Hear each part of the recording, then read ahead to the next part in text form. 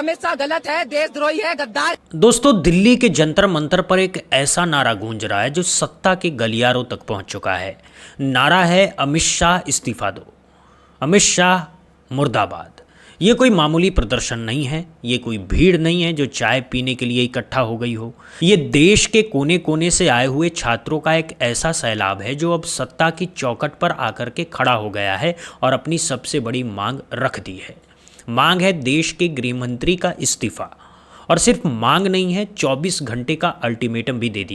तो इस तरीपार को अकाउंटेबिलिटी लेना चाहिए और उसे पूरे देश की जनता से माफी मांगना चाहिए और उसे इस्तीफा देना चाहिए।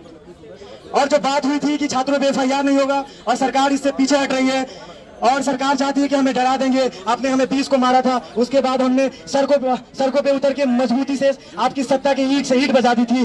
तो अगर आप नहीं सुधरेंगे, आप हमारी बातों को नहीं मानेंगे, हमारे साथियों को नहीं छोड़ेंगे, तो इस देश का छात्र, इस देश के तमाम शोषित वर्ग के लोग फिर से उसी एकता के साथ, उसी मजबूती के साथ खड़े होंगे और बड़े बड़े डिक्टेटर्स, हिटलर जैसे और तमाम जगह पे जितने डिक्टेटर है उनको झुकना पड़ा। आप किस खीत की मोली हो, जनता चाहेगी, जब चाहेगी तब आपको उखाड़ के फेंक देगी। और जो हमें अधिकार मिला है, चाहे वो कॉन्स्टिट्यूशन में है और हमारे आंदोलनों से अधिकार मिला है, हम उन्हें खत्म नहीं होने देंगे। यानी अब बात इशारों में नहीं हो रही है, अब बात सीधे सीधे हो रही है। दोस्तों, बहुत बहुत स्वागत करता हूं आप सभी का। आज की ये वीडियो बहुत खास है क्योंकि जो कुछ जंतर मंतर पर हो रहा है वो अब सिर्फ जंतर मंतर तक नहीं रुका है, वो अब दिल्ली पुलिस हेडक्वार्टर तक पहुंच चुका है और आगे कहां तक पहुंचेगा ये कोई नहीं जानता है। तो अगर आपने देखना शुरू किया है तो पूरा ज़रूर देखिएगा क्योंकि पूरी बात तभी समझ में आएगी। अब सबसे पहली बात, ये आंदोलन शुरू कैसे हुआ। पहले जो प्रदर्शन जंतर मंतर पर चल रहा था वो शिक्षा मंत्री धर्मेंद्र प्रधान के इस्तीफे को लेकर के था। छात्रों ने लगभग 60 दिन तक अलग अलग जिलों में, अलग अलग राज्यों में लगातार आवाज़ उठाई। यूथ कांग्रेस भी साथ खड़ी थी। ये बहुत लंबी लड़ाई थी। नतीजा ये हुआ कि आखिरकार सरकार को झुकना पड़ा और धर्मेंद्र प्रधान का इस्तीफा हो गया।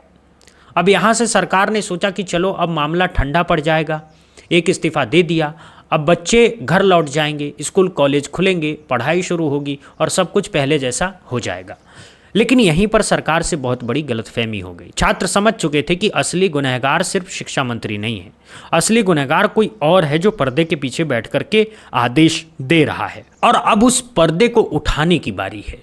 तो कहानी 20 तारीख से शुरू होती है। उस दिन जंतर मंतर पर छात्रों का प्रदर्शन चल रहा था, शांतिपूर्ण प्रदर्शन। हाथ में तख्तियाँ थी, मुंह में नारे थे, दिल में सवाल थे, लेकिन जवाब में जो मिला वो सुनकर आप हैरान रह जाएंगे।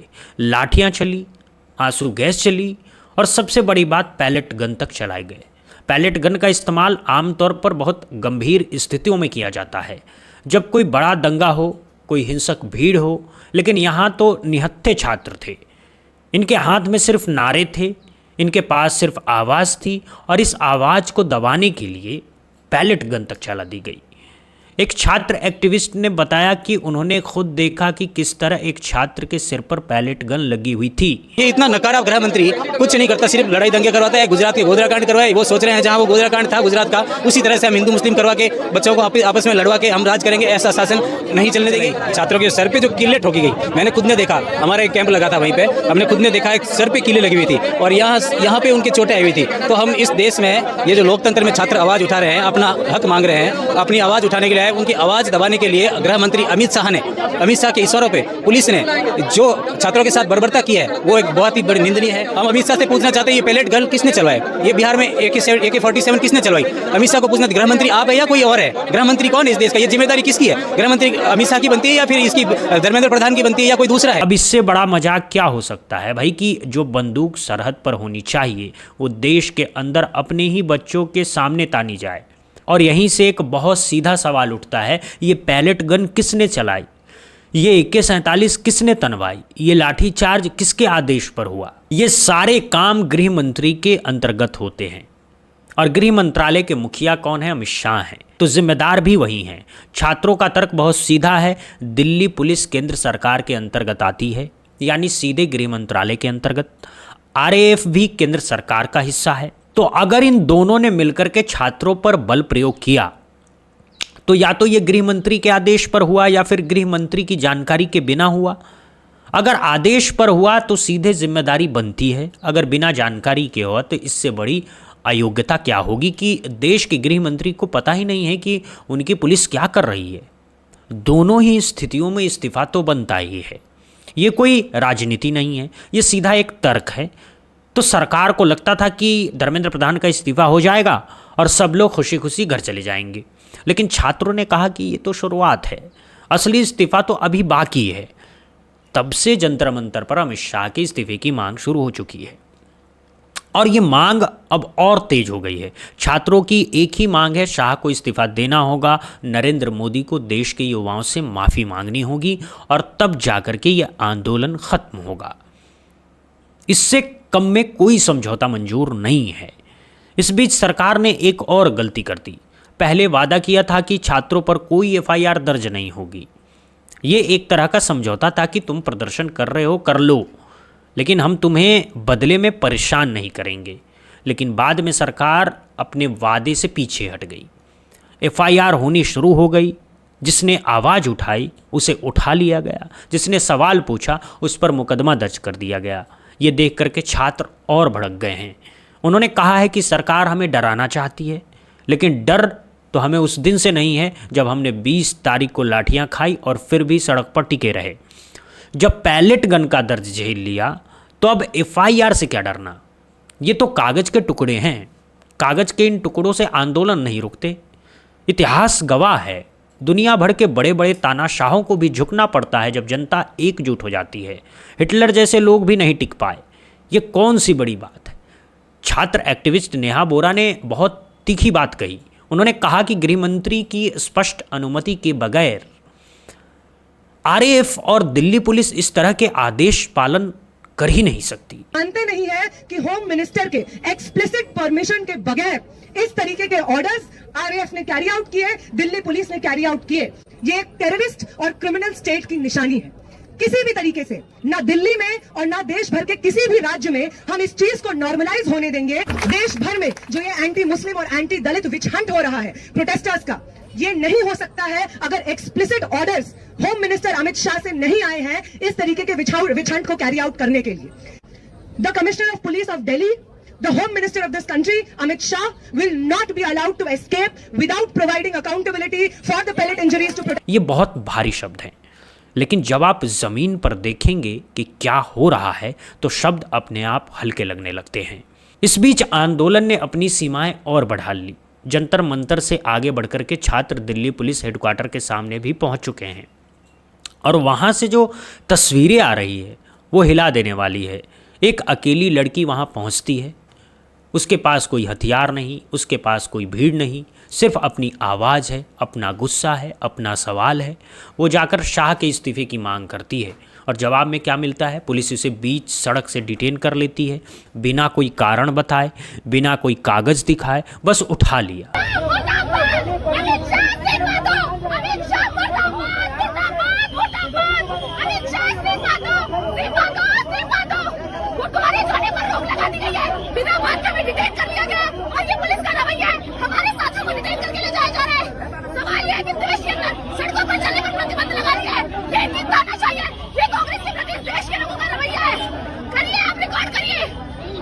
सोचिए यह कैसा लोकतंत्र है जहां एक लड़की अपने गृह मंत्री से इस्तीफा मांग नहीं सकती, जहां सड़क पर चलने पर भी प्रतिबंध लगा हो। वहां लोकतंत्र नहीं तानाशाही होती है। एक और छात्र ने खुले शब्दों में बहुत गंभीर आरोप लगाए। कहा कि 20 तारीख को जो कुछ हुआ उसमें सिर्फ लाठी और आंसू गैस नहीं थी, लड़कियों के शरीर को रौंदने की कोशिश हुई। की हो, आपकी हो, चाहे किसी के बाप की हो, गृह मंत्री का इस्तीफा लेना बहुत ही अनिवार्य हो चुका है। जिस तरीके से इन्होंने AK-47 बिहार में बच्चों के ऊपर चलवाया है, लाठीचार्ज दिल्ली के अंदर करवाई है, हर जगह लाठीचार्ज के साथ आंसू गैस के साथ साथ लड़कियों के शरीर रौंदने से लेकर कपड़े फाड़ने का काम इस बीजेपी सरकार ने किया है। तो अगर हम लोग इस गृह मंत्री का इस्तीफा नहीं लेते तो सबसे बड़ी भूल है। सरकार में बलात्कारी के अलावा, रेपिस्ट के अलावा, तड़ीपालों के अलावा, जिनका हिस्ट्री इतना गंदा है, उनके अलावा इस पार्टी में कोई भी बैठा नहीं है। तो हमें लगता है कि एक एक करके हर किसी का इस्तीफा लेना बहुत अनिवार्य है और आपकी मीडिया के द्वारा हर किसी से कहना चाहेंगे सड़क पर उतरिए। अपनी हक की लड़ाई हमें स्वयं लड़नी पड़ेगी और सरकार चाहे बीजेपी की हो, कांग्रेस की हो, आपकी हो, चाहे किसी के बाप की हो, अकाउंटेबिलिटी देश की जनता मांगेगी और इसी तरीके से सड़क पे आने का काम देश की जनता करेगी और एक एक करके हर उस नेता का इस्तीफा लेने का काम करेगी जो देश के विरुद्ध काम करे। और अगर ये सच है तो ये उस सरकार के लिए बहुत शर्म की बात है जो हर मंच से बेटी बचाओ बेटी पढ़ाओ का ढोल पीटती है। एक तरफ नारी शक्ति के बड़े बड़े दावे और दूसरी तरफ जब वही बेटियां सवाल पूछने के लिए सड़क पर आती हैं तो उनके साथ ये सलूक, दोनों बातें एक साथ कैसे सच हो सकती हैं? दोनों में से एक तो झूठ होगी ही, और अब देश जानता है कि झूठ कौन सा है। छात्रों का आंदोलन एक और बात के लिए बहुत खास है। इस आंदोलन का कोई एक चेहरा नहीं है, कोई एक बड़ा नेता इसे लीड नहीं कर रहा है, कोई एक राजनीतिक दल इसका मुखिया नहीं है। इसे लीड कर रहे हैं खुद छात्र। जंतर मंतर पर मौजूद उदय भानु जैसे युवा नेता खुद ज़मीन पर हैं, लेकिन कोई एक चेहरा नहीं है जिसे सरकार पकड़ ले, धमका दे, समझा दे या तोड़ ले। और यही सरकार के लिए सबसे बड़ी मुसीबत है, क्योंकि जिन आंदोलनों का कोई एक चेहरा होता है उसे तोड़ना आसान होता है। नेता को खरीदो, आंदोलन टूट जाता है। नेता को धमकाओ, आंदोलन बिखर जाता है। लेकिन यहाँ तो हर छात्र अपने आप में नेता है, हर आवाज़ अपने आप में एक झंडा है। तो अब सरकार करे तो करे क्या? मेरे सामने खड़े हैं उदय भानु जी, जो कि इस प्रोटेस्ट को लीड कर रहे हैं। तो इनसे पूछ लेते हैं इनकी डिमांड्स क्या है। उदय भानु जी, आप सड़कों पर उतरे, इस प्रोटेस्ट को लीड कर रहे हो, क्या डिमांड्स आपकी? डिमांड ये है कि अमित शाह का इस्तीफा चाहिए। जब तक अमित शाह इस्तीफा नहीं देता हम ये प्रोटेस्ट करते रहेंगे, क्योंकि अमित शाह के कहने पे लगातार हमारे देश के स्टूडेंट्स और यूथ के ऊपर वायलेंस हुआ है, लाठीचार्ज हुआ है, पैलेट गन चली है, बिहार में AK-47 भी चल गई, आंसू गैस की गोली भी चले हैं। तो अमित शाह इसके लिए अकाउंटेबल है, उनको इस्तीफा देना पड़ेगा। और 20 तारीख को जो लड़कियों के साथ भी बदतमीजी हुई थी, उसके लिए आप बिल्कुल यही तो ये इसके में अकाउंटेबल सिर्फ और सिर्फ अमित शाह है। इसलिए जब तक अमित शाह का इस्तीफा नहीं होता, नरेंद्र मोदी देश के युवाओं से माफी नहीं मांगते, हम प्रोटेस्ट करते रहेंगे और उनके इस्तीफे के लिए संघर्ष करते रहेंगे। ये बात कल राहुल गांधी जी ने संसद में उठाई थी, लेकिन उस पर उन्होंने कोई जवाब नहीं दिया। तो जब राहुल जी ने अमित शाह का इस्तीफा मांगा और उसको अकाउंटेबल बनाया और बताया कि वो अकाउंटेबल है, जो वायलेंस देश के युवाओं के साथ हुआ है, तो उनको मिर्चियां लगी। और शर्म आनी चाहिए इनको, अगर वो कह रहे हैं अमित शाह को नहीं मालूम। अमित शाह देश का होम मिनिस्टर है, और अगर बीजेपी की भी बात मान ले, अगर अमित शाह को नहीं पता और अमित शाह के बिना पूछे देश के युवाओं के ऊपर गोलियां चला रही है पुलिस, तो इससे वीक होम मिनिस्टर हमारे देश में और कोई हो नहीं सकता। तब भी उसको इस्तीफा देना पड़ेगा। तो सर, क्या लगता है कब तक आप इस प्रोटेस्ट को जारी रखोगे? चलता रहेगा। जैसे धर्मेंद्र प्रधान के लिए हम लगातार 60 दिन से प्रोटेस्ट कर रहे थे, अलग अलग डिस्ट्रिक्ट्स में कर रहे थे, अलग अलग स्टेट्स में कर रहे थे। यूथ कांग्रेस अमित शाह के इस्तीफे के लिए भी लगातार ही। लेकिन क्या शाह इस्तीफा देंगे? ये असली सवाल है, और इसका जवाब हर कोई जानता है, नहीं देंगे। क्योंकि मोदी सरकार अपनी पूरी ताकत शाह को बचाने में लगा रही है। और क्यों न लगाए, शाह मोदी जी के सबसे करीबी माने जाते हैं। दोनों की जोड़ी कोई तोड़ नहीं सकता। मोदी शाह की जोड़ी बीजेपी का सबसे बड़ा एसेट है। तो अगर शाह गए तो मोदी की भी मुसीबत खड़ी हो जाएगी। इसीलिए हर संभव कोशिश की जा रही है कि किसी तरह ये मामला दब जाए। पर सवाल ये है कि क्या इस बार मामला दब पाएगा? लगता तो नहीं, क्योंकि इस बार बात सिर्फ राजनीति की नहीं है। इस बार बात बहुत निजी है। इस बार बात इस देश के हर उस माता पिता की है जिसके बच्चे को चोट लगी। इस बार बात हर उस भाई की है जिसकी बहन के साथ बदसलूकी हुई। इस बार बात हर उस नौजवान की है जिसने अपने साथी को अस्पताल में देखा है। ये चोटें भूली नहीं जाती, ये यादें दबाई नहीं जाती। लाल बहादुर शास्त्री जैसे नेता होते थे, कभी एक रेल हादसे में मौत हुई तो रेल मंत्री रहते हुए इस्तीफा दे दिया, कहा कि नैतिक जिम्मेदारी मेरी है। उस दौर में कुर्सी से बड़ी नैतिकता होती थी। आज नैतिकता बहुत नीचे चली गई है, कुर्सी सबसे ऊपर पहुंच गई है। तो नैतिक आधार पर इस्तीफे की उम्मीद रखना थोड़ा ज़्यादा उम्मीद रखना जैसा है। पर उम्मीद तो टूटनी नहीं चाहिए। छात्रों ने साफ कह दिया है कि जब तक इस्तीफा नहीं होता तब तक ये लड़ाई चलती रहेगी। जैसे धर्मेंद्र प्रधान के लिए 60 दिन तक लड़ते रहे, वैसे ही शाह के लिए भी लड़ेंगे। इस बीच कॉकरोच जनता पार्टी ने भी ट्वीट करके शाह के इस्तीफे की मांग कर दी है। एक के बाद एक पार्टियां हिम्मत जुटा रही हैं। छोटी छोटी पार्टियां भी अब खुल करके बोल रही हैं, क्योंकि जब जनता का दबाव इतना बड़ा हो तो चुप्पी बहुत महंगी पड़ती है। और चुनावी राजनीति में महंगे सौदे कोई नहीं करना चाहता। एक बहुत महत्वपूर्ण बात इस पूरे आंदोलन में सामने आ रही है। छात्रों ने साफ कह दिया है कि उनकी लड़ाई किसी एक पार्टी से नहीं है। सरकार चाहे बीजेपी की हो, चाहे कांग्रेस की हो, चाहे किसी की भी हो, अकाउंटेबिलिटी तो जनता मांगेगी। जो भी नेता देश के खिलाफ काम करेगा, चाहे वो किसी भी पार्टी का हो, इससे इस्तीफा लेने का काम जनता करेगी। ये बात बहुत बड़ी है, क्योंकि इसमें एक संदेश है कि जनता अब पार्टी नहीं देख रही है, अब जनता व्यवहार देख रही है। अब जनता सिर्फ बैज नहीं देख रही, अब जनता काम देख रही है। और ये लोकतंत्र का सबसे स्वस्थ रूप है। बड़ी बात यह भी है कि यह आंदोलन इस देश में एक बहुत गहरी बात दिखा रहा है। ये दिखा रहा है कि इस देश के नौजवान अब जागरूक हो चुके हैं।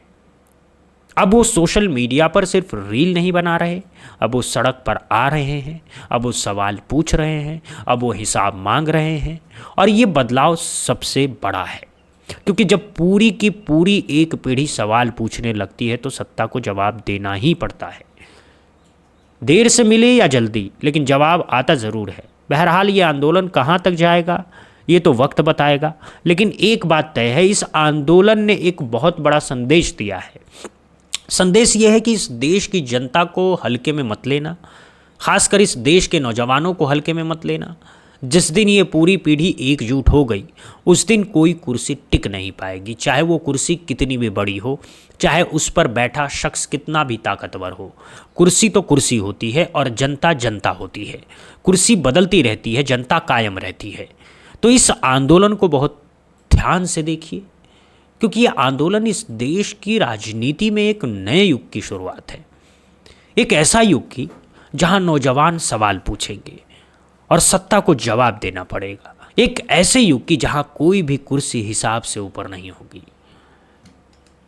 बहरहाल दोस्तों, इस वीडियो में इतना ही।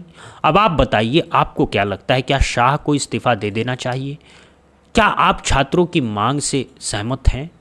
क्या आपको भी लगता है कि जो कुछ हुआ उसकी जिम्मेदारी गृह मंत्री की बनती है? और ये वीडियो आप कहाँ से देख रहे हैं, कमेंट सेक्शन में ज़रूर बताइए, अपनी राय ज़रूर लिखिए। इस तरह की और ख़बरों के लिए हमारे चैनल को सब्सक्राइब ज़रूर कीजिए, बेल आइकन दबा दीजिए, ताकि हमारा हर नया वीडियो सबसे पहले आप तक पहुँचे। बहुत बहुत धन्यवाद, बहुत बहुत शुक्रिया। जय हिंद, जय भारत, वंदे मातरम।